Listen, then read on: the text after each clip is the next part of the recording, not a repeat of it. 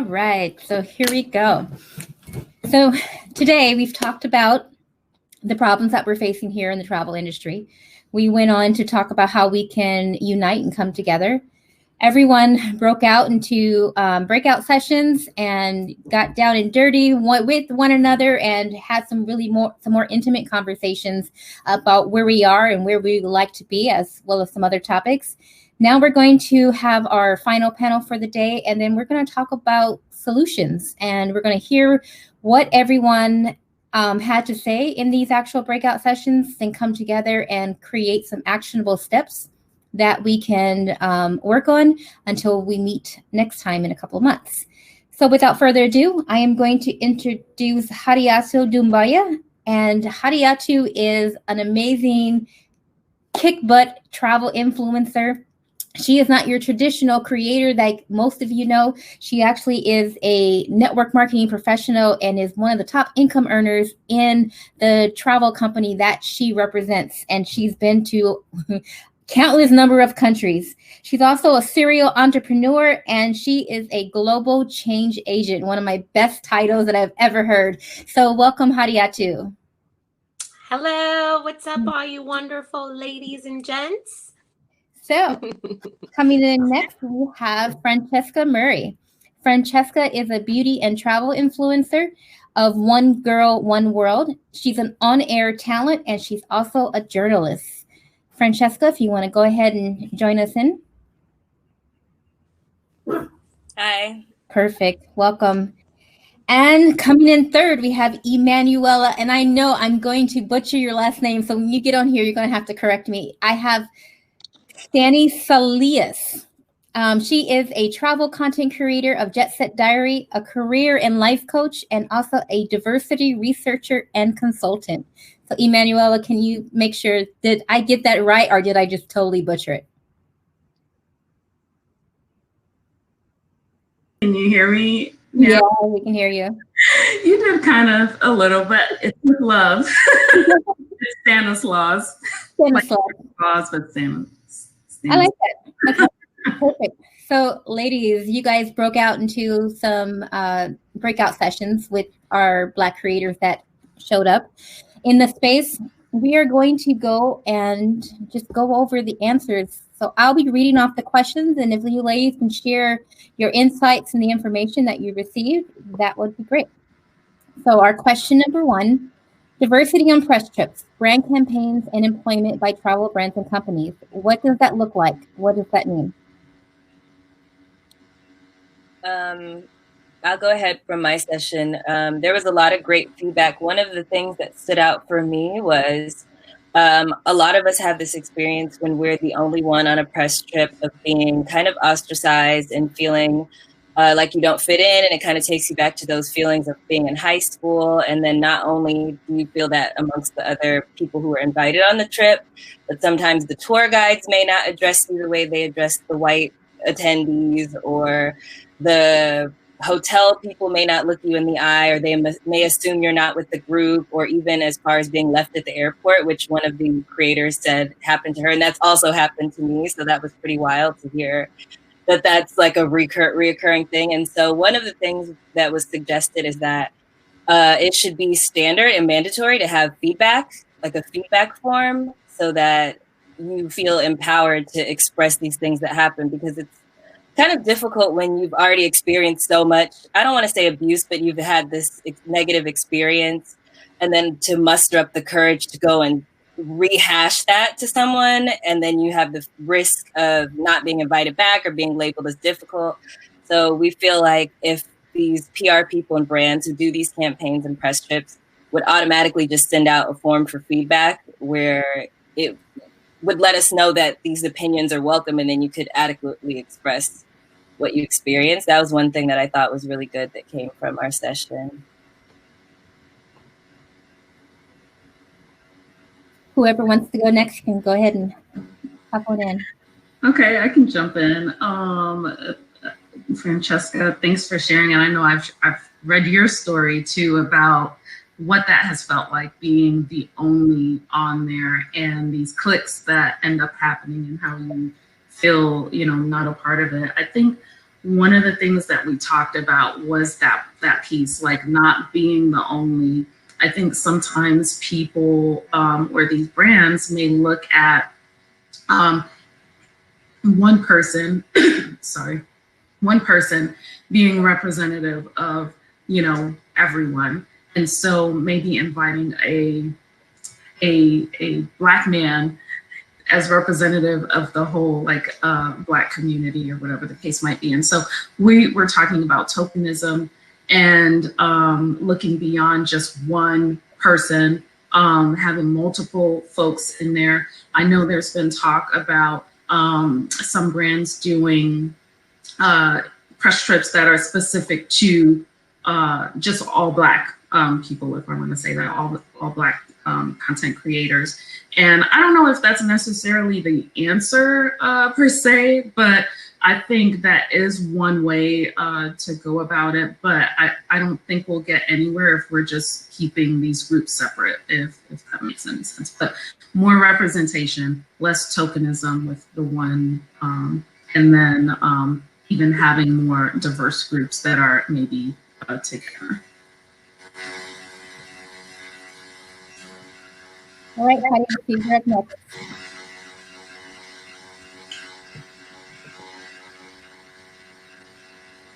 Oh. Right to back.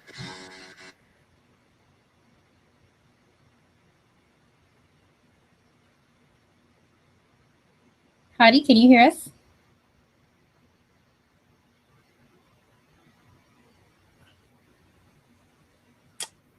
Can you guys see me? Yep, we can see you and hear you. Okay, let me get it off of my computer because it's breaking up on my computer. 1 second.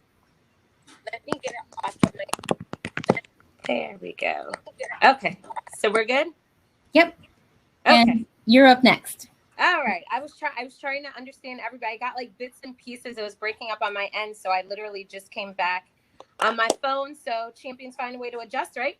So what does it look like for the press trip? So for me personally, and you know, you already know this, Charisma, I personally have not had to experience what probably most have, but as I spoke to our group, you know, we had great discussions in the group, and in the group, it means we really just want to see everybody. And I think that as we're going through our movement, it's important that we don't only focus on us as Black creators, but that diversity means everybody for real, so that we're inclusive. Because what's very easy to happen at this point in time, especially with everything going on, is that we have our mindset on what we got to do to be in front. And yes, we want that. But what's most important for brands is for us to be able to see everybody. One of the young ladies that was on here, Taikisha, she said some of her friends will not go to a resort if they don't know another Black person that's been to that resort. And so we were laughing and joking. We're like, you know, what if we came up with the new Green Book? You guys seen the movie Green Book? Yeah. Right. So we had that for the hotels, that so people know that they could feel more inclusive. But I mean, I just think about all the trips that I've gone on for these last years that I've been traveling extensively, and something as simple as in the hotel rooms, you know, like they have the guide to visit Cabo or visit wherever you're at. You never see us in that.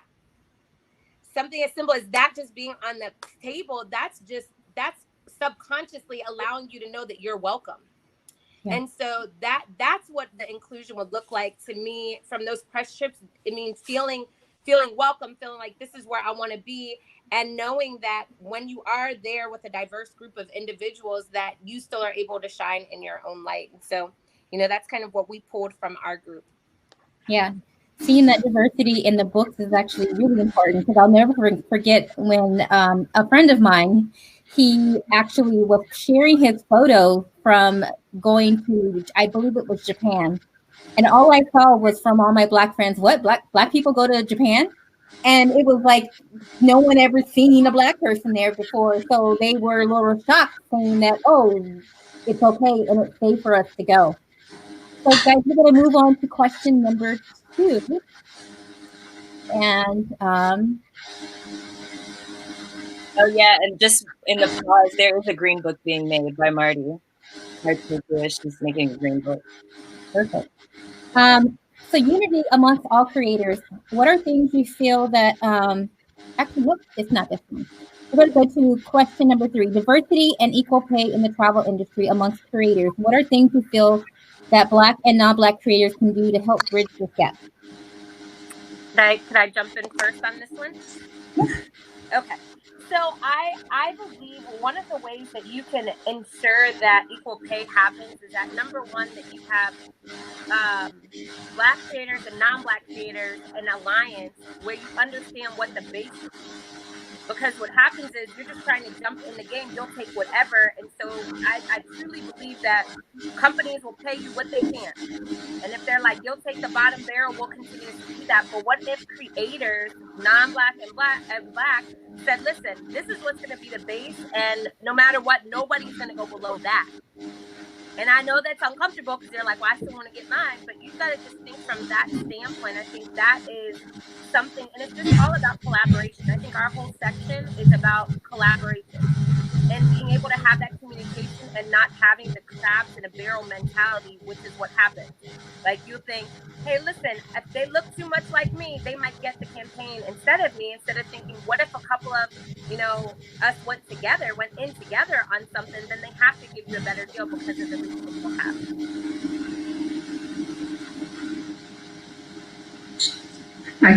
I can jump in. We had similar conversations where we're talking about the transparency, and I can't remember the campaign that went around where they were showing what they were getting paid for different campaigns. That was going around a couple of weeks ago, where you can see what white content creators were getting versus whatever, and it was very eye-opening. And I think it brought up the fact that we just don't talk about salary enough, which if you don't have that information, you're not going to be able to make an informed decision moving forward, right?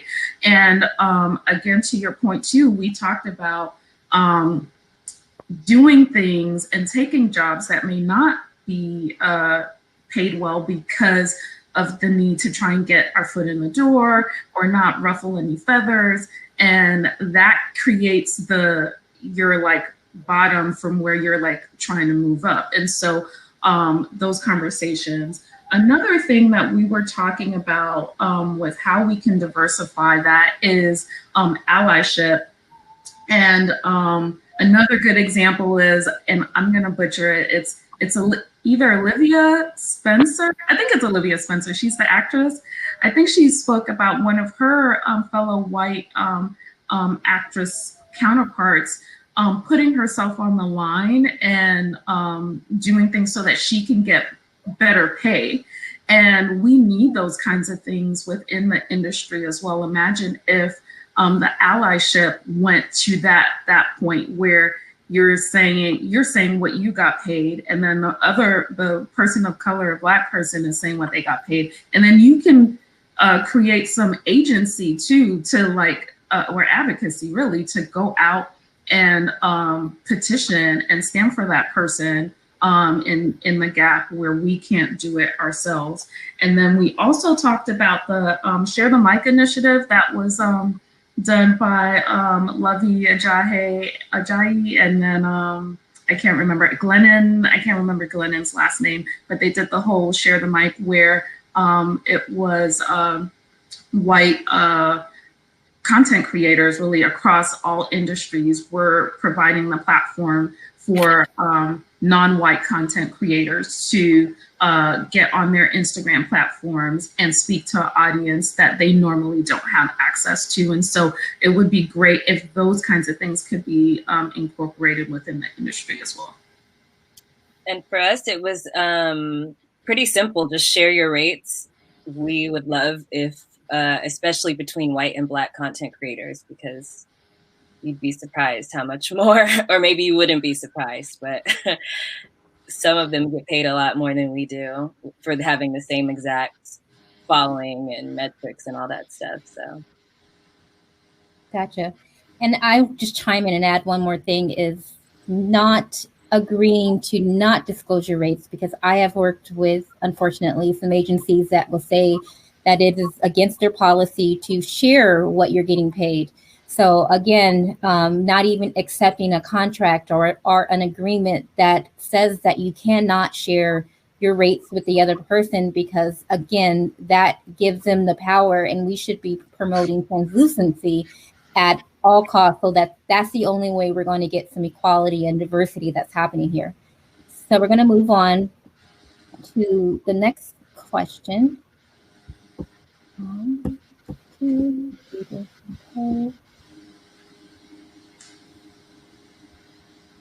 we're going to, as a Black creator, what can we do to raise our level of excellence? Example, education, community, under-promising, over-delivering, investing in our own brand, so that you can stand out to travel companies, etc. So this question comes from, yes, we want to open our eyes to others in this issue, but also I'm a strong believer that you should always be working on your level of excellence, so that there is no excuse from the other side as to why they aren't using you. So what can we do within ourselves to actually raise our level of excellence?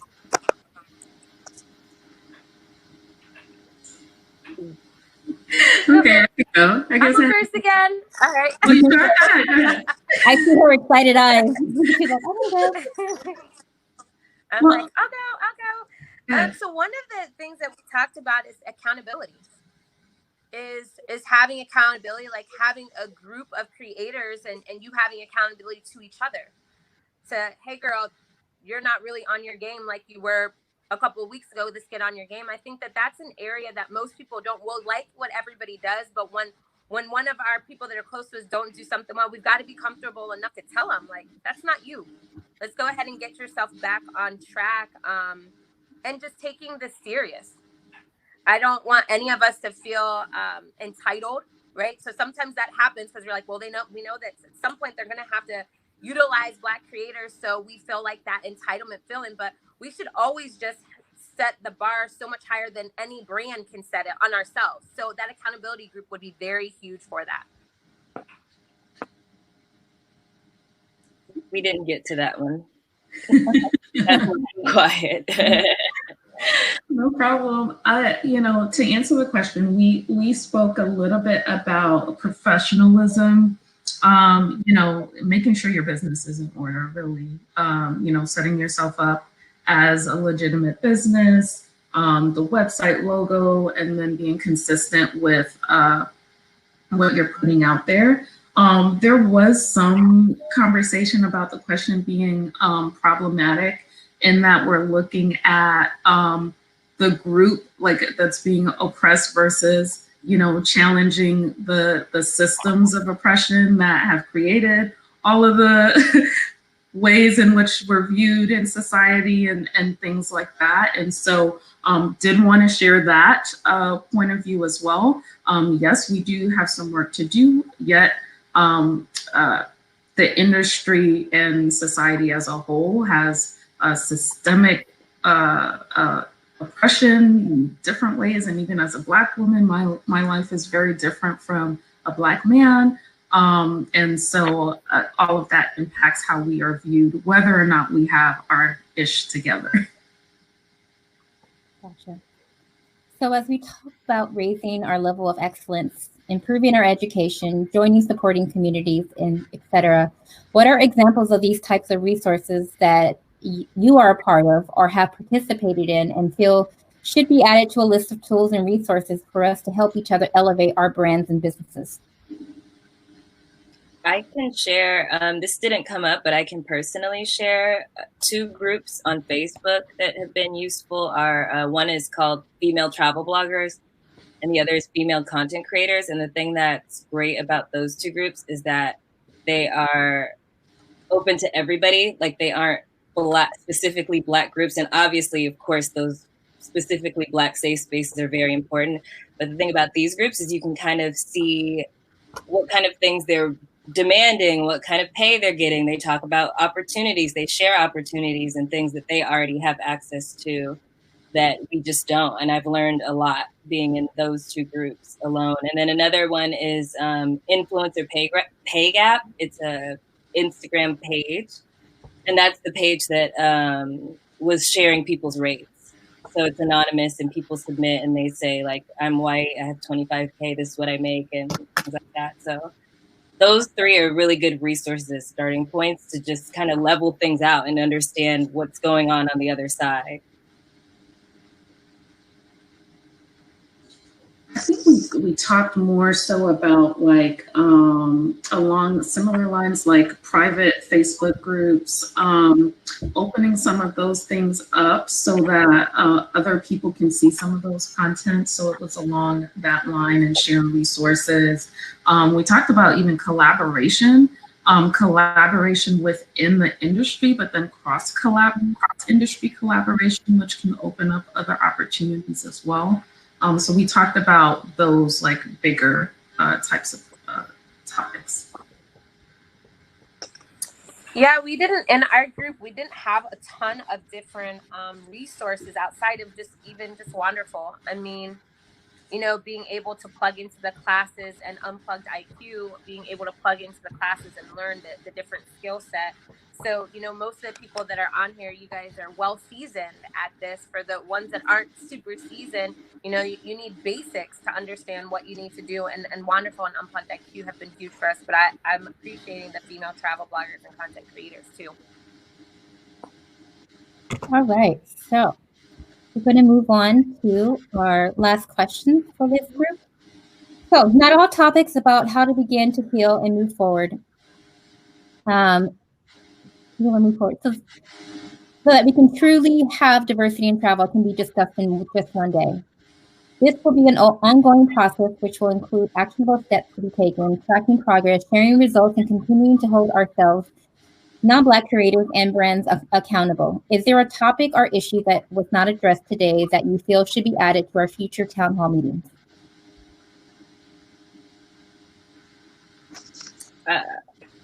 We didn't get to this, but I'll say one thing that would be good to good to address is how people who are not necessarily influencers or already in the industry also have power. Like as a consumer, how can I, as someone who shops at Revolve, for example, use my voice as someone who has the spending power to also help support these creators and brands that are doing the work in the fight too? I feel like that would be good to provide resources for people who don't necessarily have a platform, but still have the ability and the power to push for change too.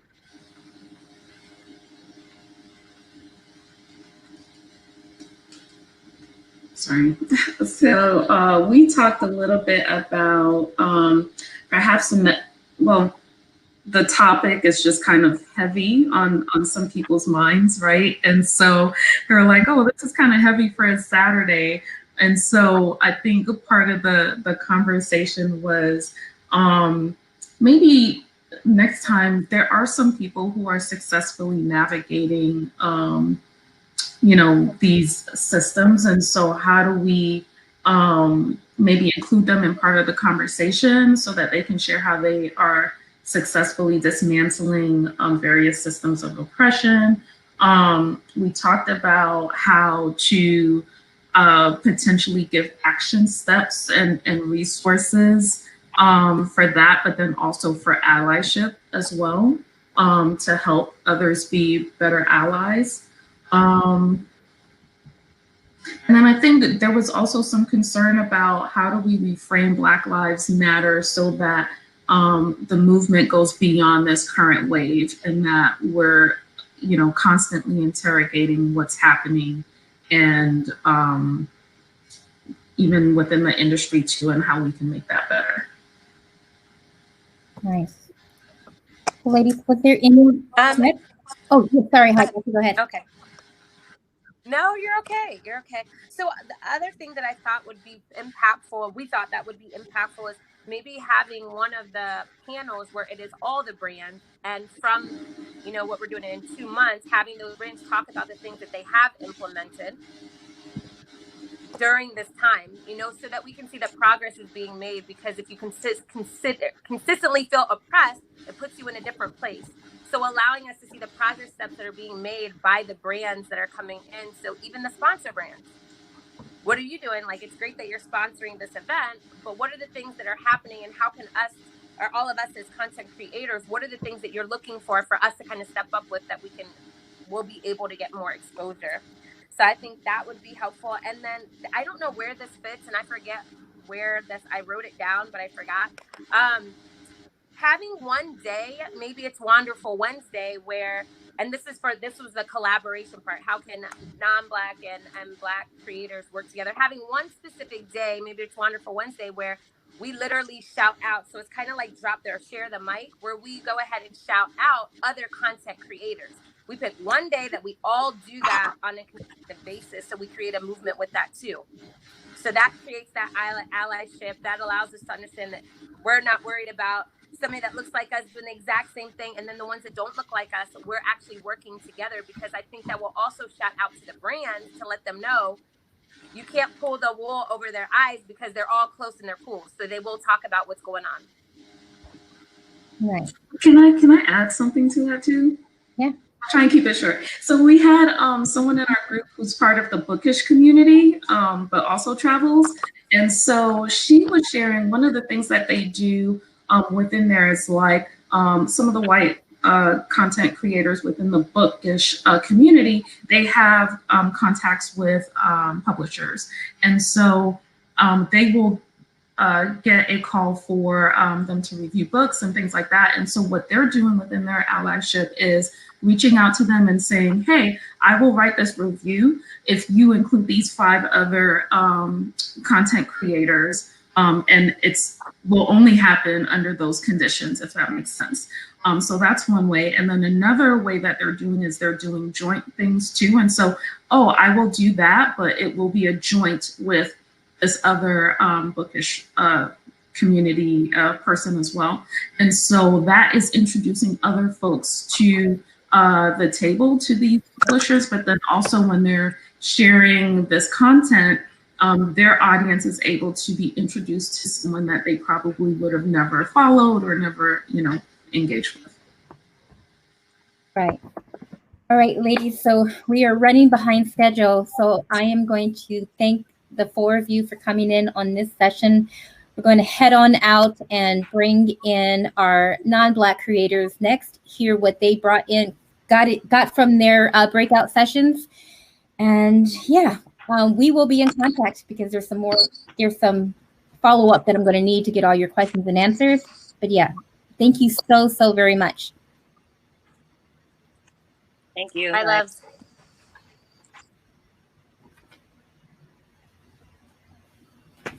All right, so coming up next, we are going to have Beth Santos, who is the founder and CEO of Wonderful. Beth, if you want to go ahead and join us.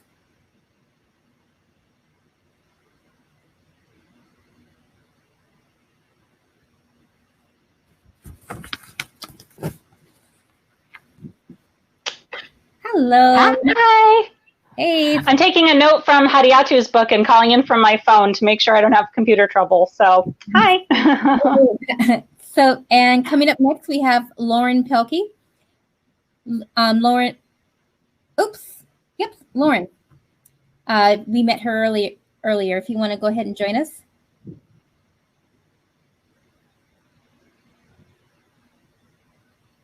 Hello again. Hey, welcome back. And then everyone, she may not be joining us because we did have some technical difficulties in one of our breakout sessions. But I do want to mention that Clarissa Lasky was actually a participant and was going to be on here with us. And she is a marketing and associate from Mediavine and founder of Passports in Parenting. So, ladies, how was it? I have so many notes. Awesome. Pages of notes. So forgive me if I look over here and scan through and try to organize my thoughts, because we went in on these questions. No worries. So I am going to make sure that we move quite quickly here, because we are halfway into this panel's breakout. Luckily, we have the amazing Ariel in the background that's giving me timetables, so because I totally lost track of time. So question number 1, we asked the other creators this as well. What is our vision? What kind of travel industry do we want to see? What outcome are we aiming for here?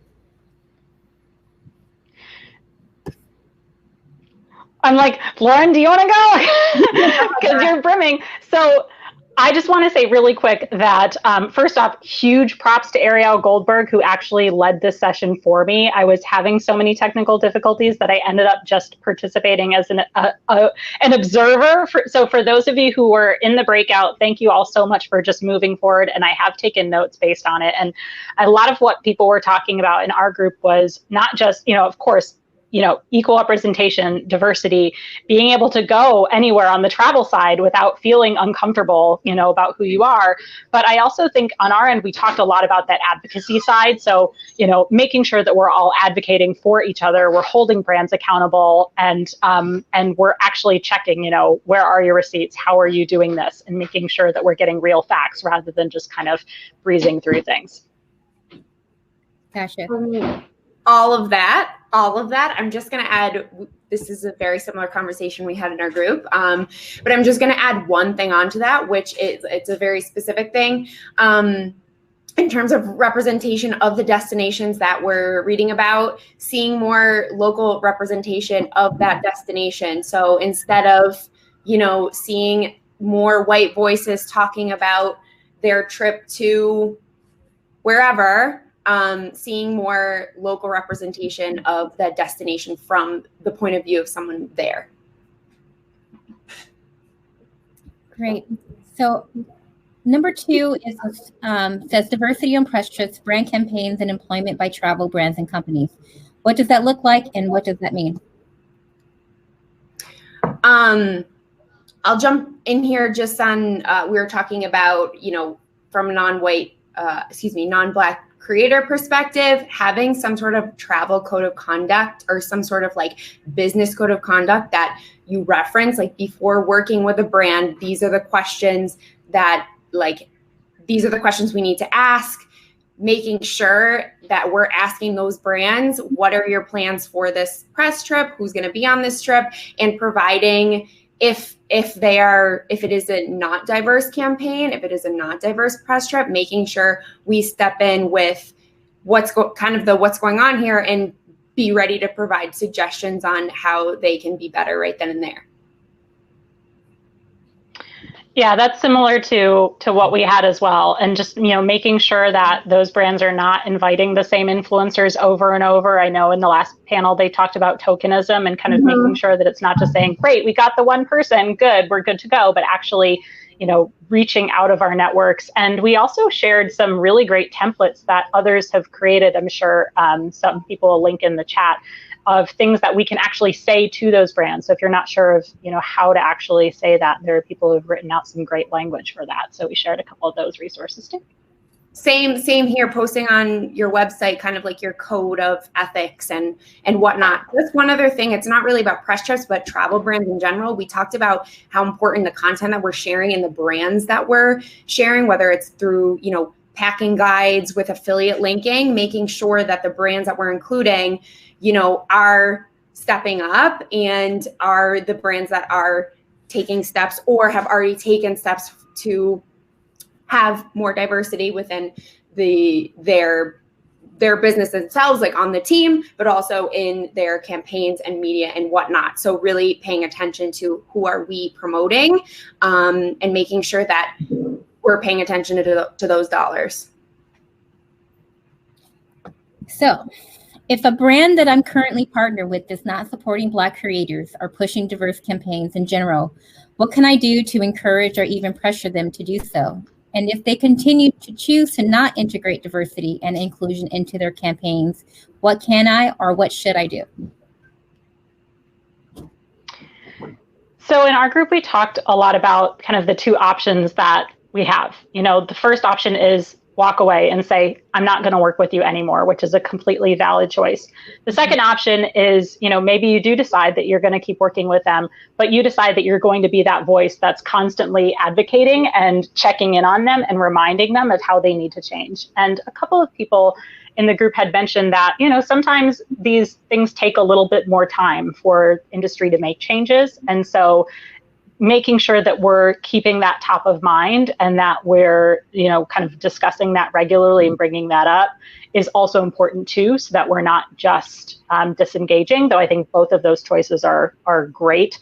And you have to make the choice that's right for you. We also talked a lot about, what we should be doing individually. This isn't just about, advocating for the industry to change. This is about us as creators changing our content, doing a lot of research into the history of the place that we're going to and making sure that we're talking about all of it. I think we have a lot of pressure sometimes as creators to be really positive about the places that we're talking about and not discuss, things that happened in history that we're not proud of. And we need to step aside and tell those stories, and also make sure that when it's not our place to tell those stories, that we're giving our platforms to other people and making sure that we're offering our platforms to other perspectives that we don't have ourselves, that we don't have, the ability to share on our own. So.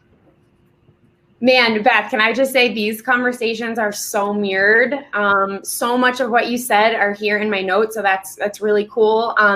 Just to kind of go back to the beginning, instead of the quick cutoff of, which is an option and a valid one at that, like you said, using it, that could be a missed opportunity for change. So instead of doing the cutoff, kind of using that as an opportunity to maybe educate. Hey, let's talk about this. Here's some specific recommendations for your campaigns. Here are some Black creators that, really, I think really align with your brand, whatever it may be, but using it as an opportunity for change versus nope, not going to work with you because you haven't stepped up yet, allowing the change to happen.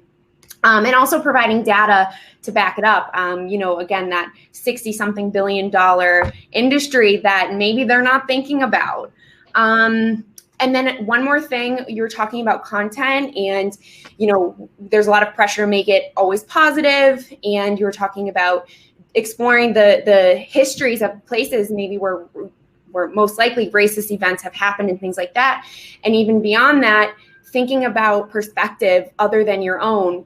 For example, if I go to the Czech Republic and as a white woman, a white traveler, have an incredible experience and I write about how amazing this place is, meanwhile, Glow posted about how she got spat on there. So I think being really aware of how we're writing and not just from our perspective, and be very open your minds and do the research on where you can point people to find more resources on that destination, or interviewing Black creators about that destination. Something beyond just thinking about, well, I had a great experience there. Great. Totally.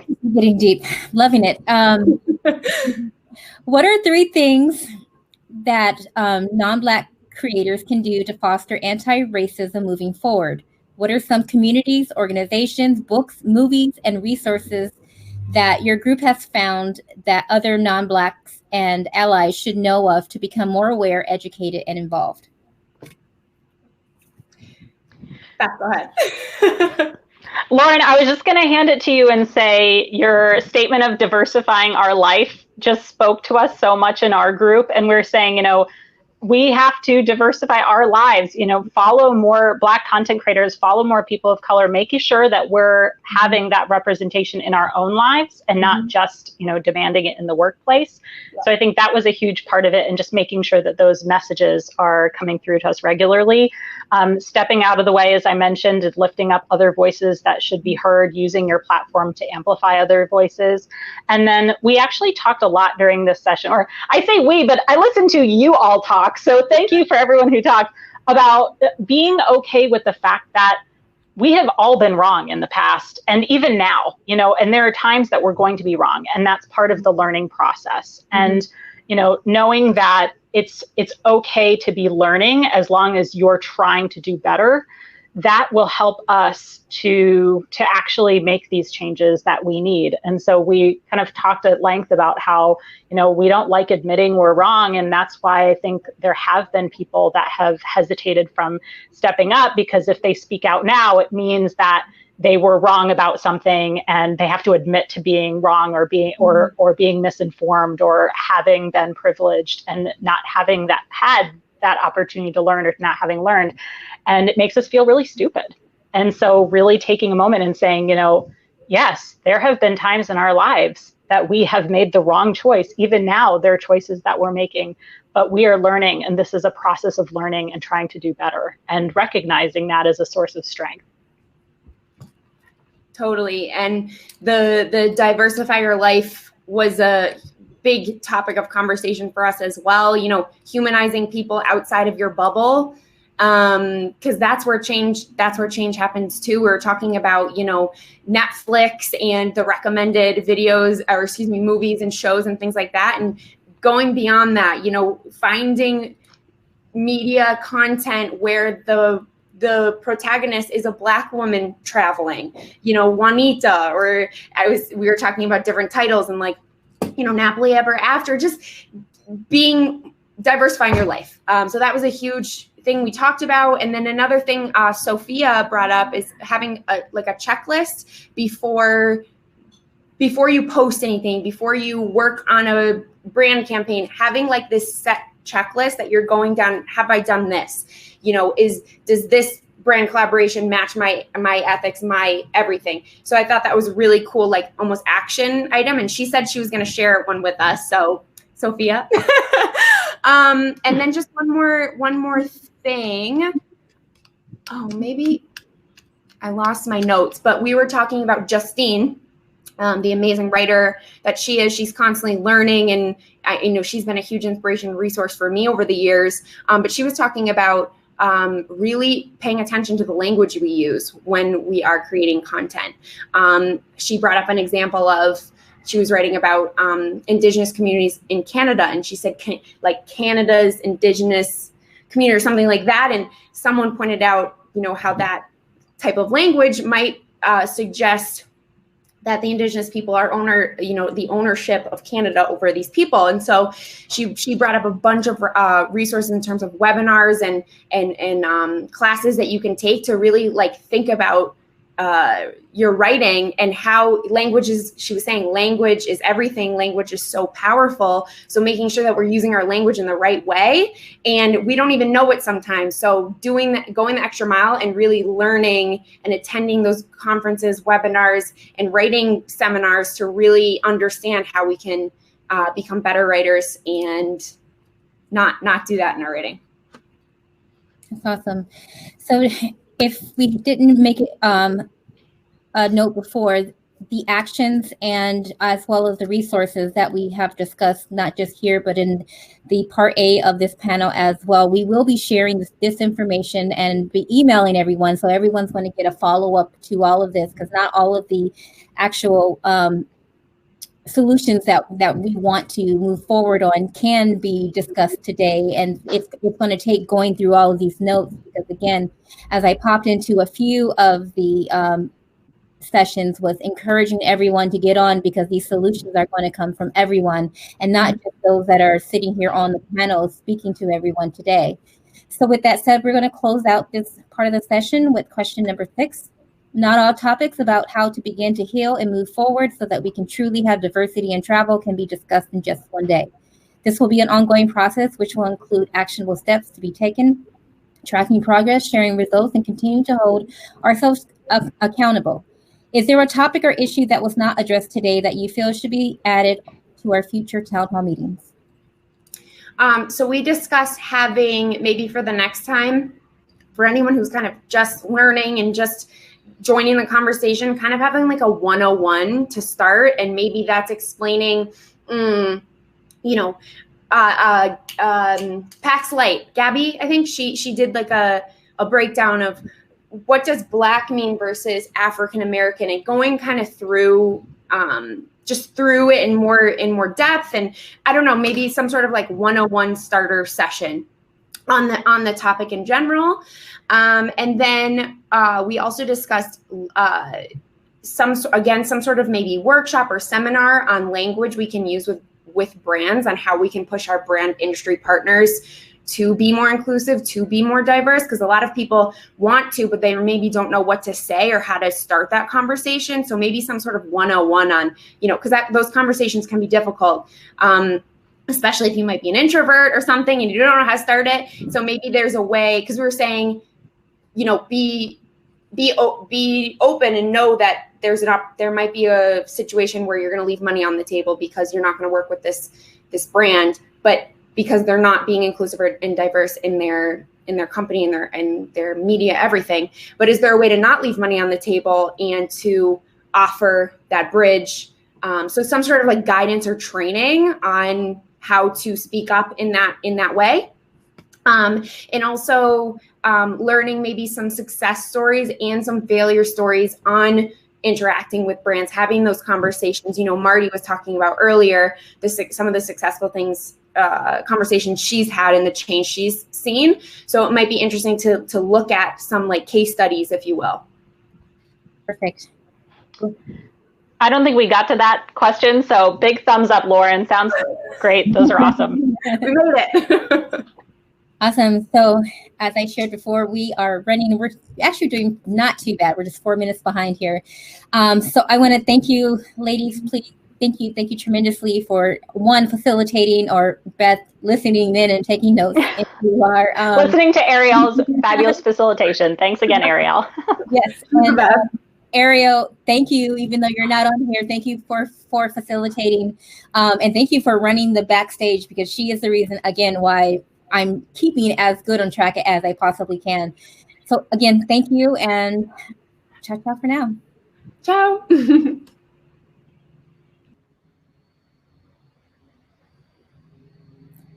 All right, so coming up next, we have our brands that are going to be coming on. We're going to start off with Laura Fernandez. She is head of industry and travel and tourism at Pandora for Brands. So guys, you were listening to the radio station that was happening earlier.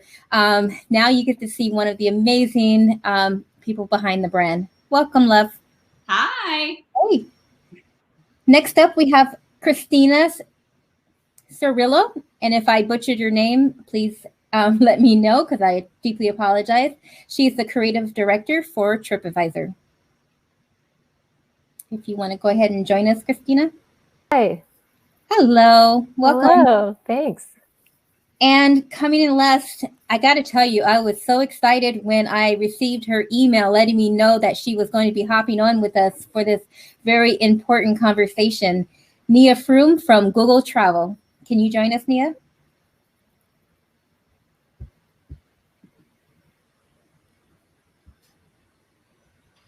Hi, everyone. Welcome, ladies. So we're going to just pull up our questions that we went over. Let's see. The brands.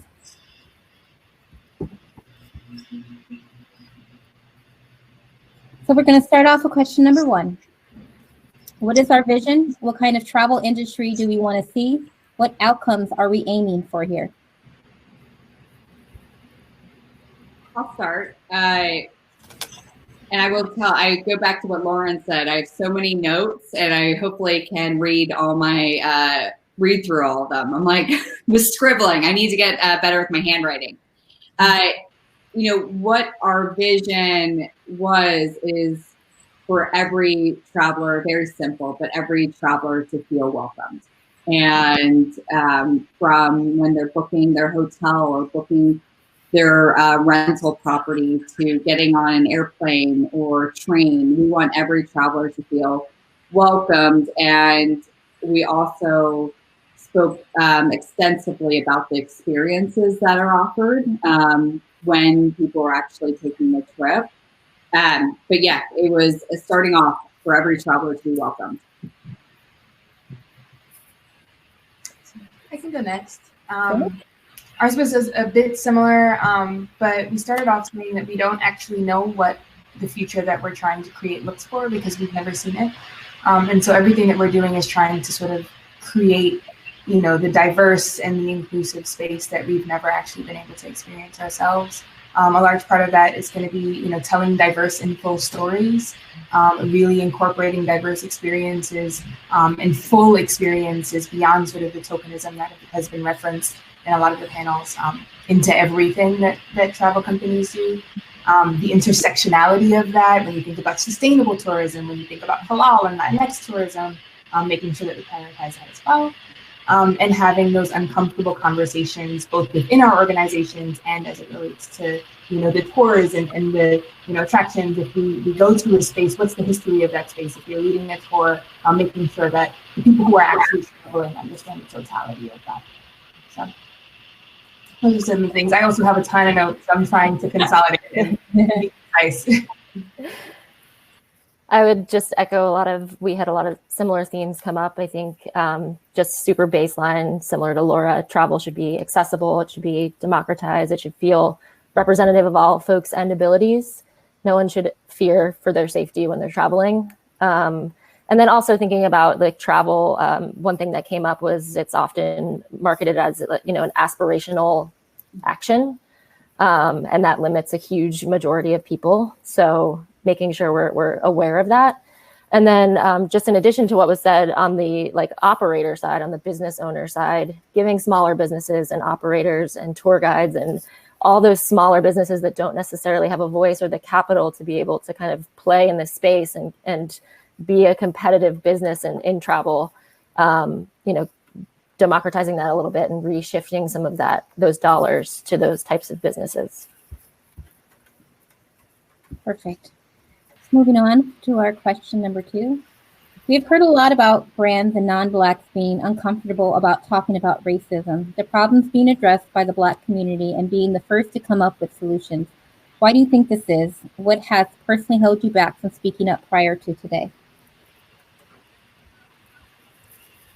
I can kick this off. We discussed, and I know this was addressed in I think one of the first panel sessions, but there is still an underlying fear, but not fear of speaking out, but fear of saying something wrong, and fear of, whether it is fear of offending someone or saying something wrong, and that's where, from a brand perspective of just not, hurting someone else. And that's just, it's not a fear of saying it. It's just a fear of saying it wrong. Yeah, that was a similar theme for us as well, especially for folks the non-Black folks. It's, it's just we lacking vocabulary, just feeling nervous that you'll get scrutinized for the actions that you are taking. So there is just a lot of that fear and not knowing what to say or what to do. And then also feeling overwhelmed was a topic that came up in terms of where do I start? And, I think having taking the time to sort of reflect and understand that you don't know where to start because you're coming from a different perspective, and just sort of being upfront about that is important. But yeah, it's a lot of what you just said, just that sort of wanting to have the vocabulary to be able to have those discussions and make them feel meaningful. Yeah, same in our panel or in our breakout. There were also themes of just sort of like the superlative nature of oppression, and what the person who referenced that meant by it is that Black people and the Black experience has never been sort of mediocre. It's never, Black people in certain spaces can never be allowed to be mediocre, and the oppression of Black people also needs to be, above and beyond to get people who are non-Black oftentimes to pay attention. It needs to be supported. It needs to be larger than life. It needs to be, watching the George Floyd video for a lot of people to actually say, hey, this is something that's important and this is something that's wrong, because without that mega level, it's not a part of the conversation. Another issue is that people speak about or spoke about lack of diversity for people in positions of power. When you are the one person in a room trying to, scream about this stuff to a room full of old white men, it can be really intimidating, it can be hard, and it can be, not just the fear of retribution plays in there, but we're just not going to be heard in many of these spaces. And so that lack of diversity can make these conversations really hard and really scary. And then digging a little bit deeper into the fear of retribution. Sorry, I'm going to try and speak through these every time. Fear of just retribution as a freelancer or as someone who, may be outside of an organization, but also, the fear of being fired if you're within an actual organization is huge. And then also the model minority theme came up as well. Sometimes there's a cultural norm of not speaking out, of, trying to, be quiet and not be divisive about some of these issues out of fear that you'll be, kicked out of spaces that you, feel as though you kind of, snuck into. And I use quotes very aggressively because that is, actual things to do. So yeah, and then the fear of saying it wrong. Finally, the causification of racism. So, leaving or seeing racism and Black Lives Matter as a cause that we need to support and, choose between amongst, all of these other causes, instead of seeing it as a fundamental issue that we should all be focusing on and prioritizing. It's not just, the thing that we do that one time, but it's not the thing that we do during Black Lives Matter, protests or Black History Month. It should be a fundamental tenet of what you believe as an organization. But it's not in many spaces, and that makes it really hard to have some of these conversations as well. Yeah. Question number 3. We have heard the issues presented by Black creators, and if this COVID-19 pandemic has taught us one thing, it has taught us that a wave of flexibility, creativity, and innovation can happen overnight, and traditional protocols, procedures can be suddenly expedited. Decisions can be made on the fly. Funds and budgets that are normally deemed complicated can become accessible in a crisis. This pandemic has shown us that when there is a sense of urgency or pressure, brands and businesses can and will move mountains to keep themselves afloat. With all of these changes taking place now, what are the top 5 things that brands and travel companies can do to foster anti-racism, diversity, equal pay, and all of the other issues being addressed in your companies? And what solution should all brands and travel companies be adopting going forward? We have a list that starts with company culture. And I think that is such a big part of this is, does the travel brand have a company culture that speaks to inclusion and diversity? And then from a team standpoint, so you look at the company culture, but then the team, there's a head of industry for inclusion and diversity. Like, is that person in place? And I come at it from also the marketing perspective, which I know that we've spoken several times about, but, as on the advertising side, when I go into a meeting with a travel brand and I want to understand their strategy of like what travelers and what their goals are. And I love when the brand has a lead on multicultural and what is their multicultural advertising strategy. And they have a team in place to put that out there. So company culture, team, actually having people put into place, and also going back to the diversity marketing and strategy and having that in place. And for the actual travel brand, having an inclusive guest experience and customer experience. That's very critical. These were what we walked away with.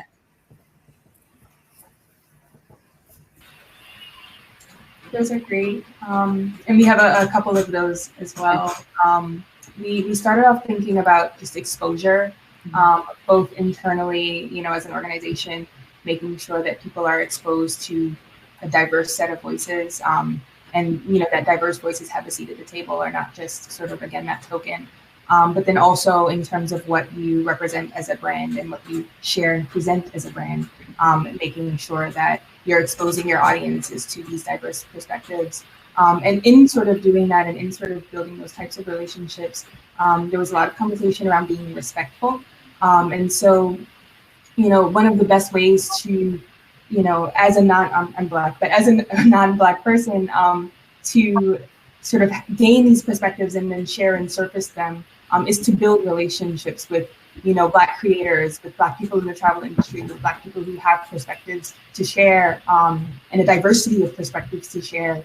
And doing so, may require going to, events like Audacity Fest and, spaces like this and building these one-on-one relationships. But in doing so, it's very, very important to be respectful of the fact that these spaces are also safe spaces for Black people in travel. And so finding that balance can sometimes be difficult, but it's important to not shy away from, entering spaces like that out of fear of, taking over. And I'm sorry if it gets a little bit loud. There's a rainstorm outside. It's insane. Doing so responsibly, doing so thoughtfully, being willing to be, to receive feedback humbly, and sort of, just being authentic, communicating authentically, asking questions with an actual desire to understand the answer is huge. Co-creation is another thing that came up. Don't, tell, Black folks, do this, do that, this is a collaborative effort. Surfacing the voices is an effort of collaboration, and you should, yes, co-create. And then also hiring Black people was also another thing. Making sure that you do have Black people on your board in positions of leadership is a priority. Yeah, we had a lot of similar ideas, but I think I like the way you phrased this question, because I think that the response to COVID, companies and brands responding to COVID, you sort of saw this speed to get things up and in market and messages out there. And I don't think that we shouldn't be responding to this. This should be part of our company's DNA and the culture.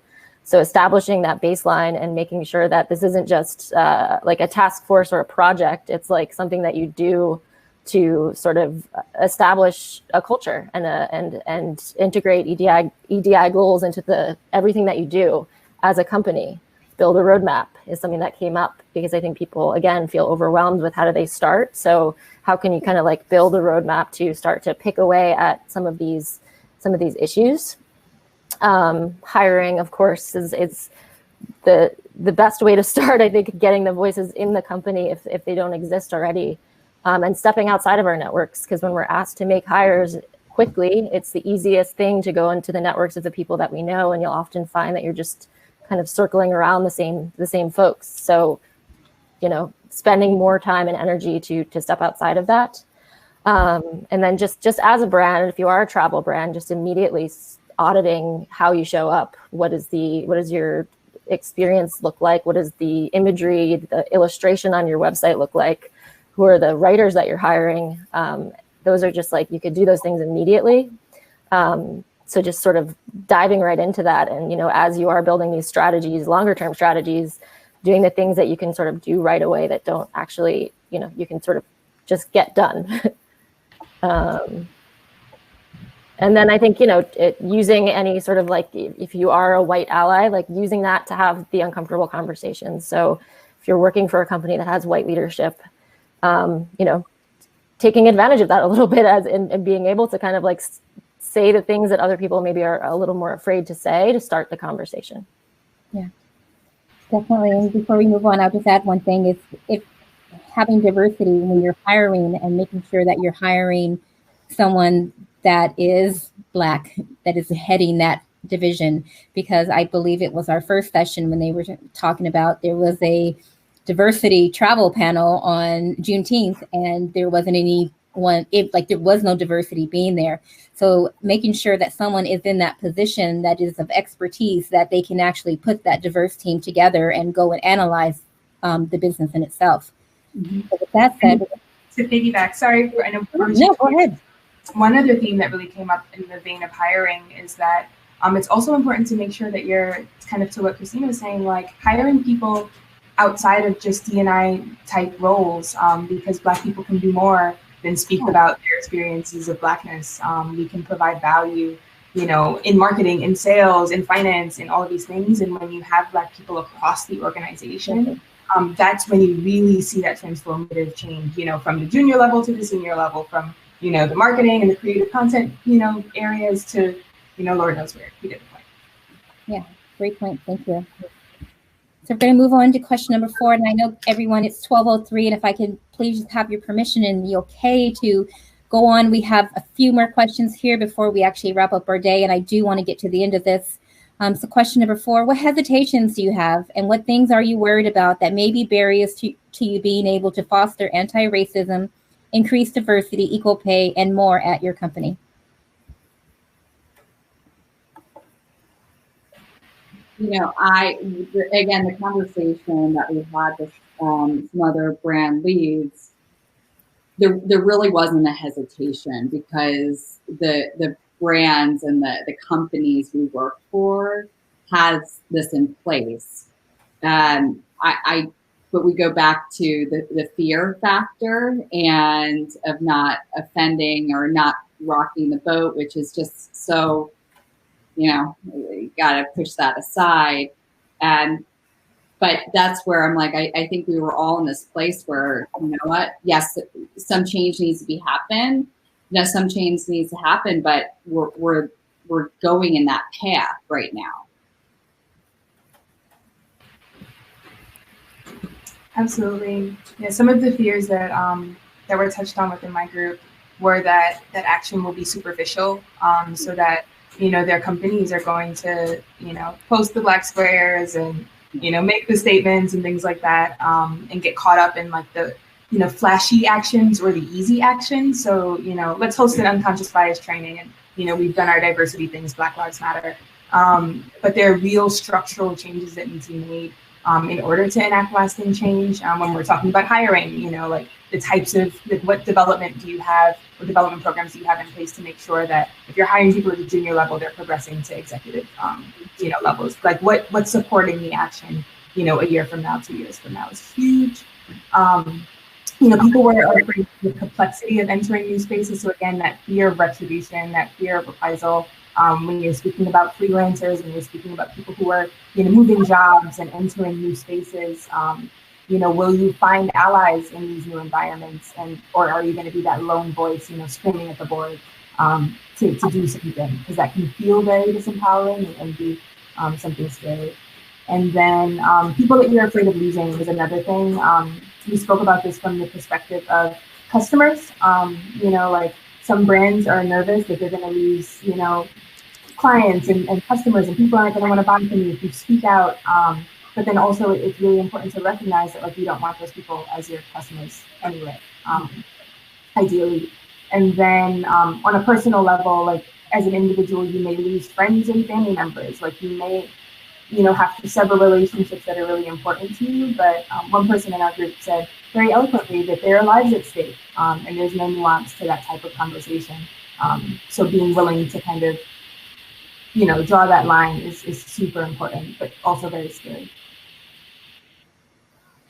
Yeah, I think one of the things that, in addition to those topics, is the idea of tying anything like this to having to resource it. And I think folks feel nervous they're hesitant to bring these things up because, those who aren't as tapped into it, or if they have white leadership, it's harder to bring these things up because businesses are digging from COVID, and people are just sort of fearful of all facets of their company. And I think it sort of boils down to just being afraid to like rock the boat when there are, and being just perceived as sort of like difficult for bringing this up during a time when, there's other things going on as well, which isn't, not an excuse in any way. But I don't think there was, there's no hesitation really. It's just it's almost the lack of just feeling like there's a lot of barriers up to be able to have these conversations.